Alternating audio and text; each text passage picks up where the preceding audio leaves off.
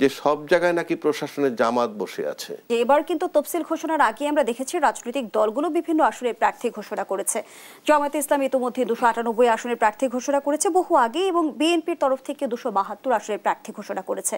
এবং নির্বাচন কেন্দ্রিক আমরা কিন্তু দেখছি জোট গঠনের এক ধরনের তৎপরতা, আসন সমঝোতার তোড়জোড় সবকিছুই দেখছি, কিন্তু নির্বাচন কেন্দ্রিক অভিযোগও তো থেমে নেই। যেমনটি এনসিপির তরফ থেকে বলা হলো যে কথা ছিল সংস্কারের নির্বাচন, অথচ তা পরিণত হয়েছে শোডাউনের নির্বাচনে। বিএনপি এখনো নির্বাচন কেন্দ্রিক ষড়যন্ত্র দেখছে, জামায়াত বলছে লেভেল প্লেইং ফিল্ড তৈরি হয়নি। সবকিছু মিলিয়ে আপনার পর্যবেক্ষণ। আপনার কথা বলেন আমাকে, আমরা কিন্তু গত 7-8 মাস যাবৎ সংস্কার করেছি বা ঐক্যমত্য কমিশনে বসেছি, এবং ফাইনালি কিন্তু কোনো সিদ্ধান্ত হয়নি। জুলাই সনদের যে আইনি বিষয়টা বাস্তবায়ন বা আইনি কি বলে, জুলাই সনদের আইনি ভিত্তি যেটা আসবে ইনফ্যাক্ট গণভোটের মাধ্যমে। তার মানে কি 5ই আগস্টের পর দৃশ্যমান কোনো সংস্কার নাই, কোনো সংস্কার হয় নাই, খালি আলাপ আলোচনাই হয়েছে।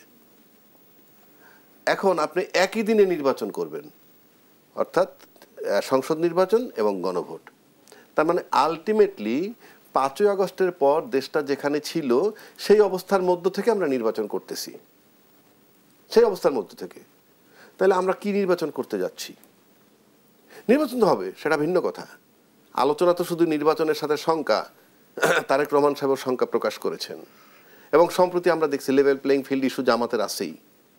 আপনি যদি দৃশ্যমান একটা জায়গায় তাকান, ওই যে ব্যারিস্টার ফুয়াদ গেল তার এলাকায়, তার কোনো অবস্থানই নেই, সে কয়টা ভোট পাবে? আমি তাকে ছোট করছি না, রিয়েলিটি নিয়ে কথা বলছি। 200, 500, 2000, 4000, 5000 ফর এক্সাম্পল।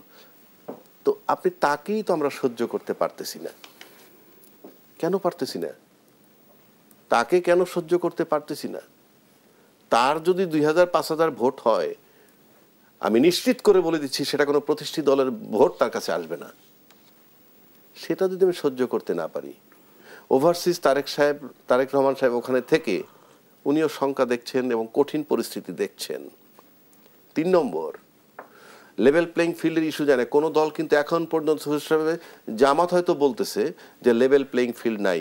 অন্য কোনো দল কি বড় গলায় চ্যালেঞ্জ করে বলতেছে যে বাংলাদেশের লেভেল প্লেইং ফিল্ড আছে? কালকে ঘোষণা দেন না আপনারা সবাই মিলে যে লেভেল প্লেইং ফিল্ড আছে। উপরন্তু আমরা বার্তা এরকম পাই যে সব জায়গায় নাকি প্রশাসনের জামাত বসে আছে। এই যে বয়ানটা, if it is a fact, তারপরে আপনি নির্বাচনে যাচ্ছেন কেন?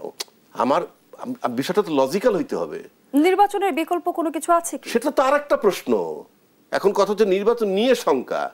বিকল্প নাই বলতে কি আপনি যা মন চায় তাই করে দিবেন? কি হবে নির্বাচনটা? আপনি লিখে রাখেন না, কি নির্বাচন হবে বলেন না।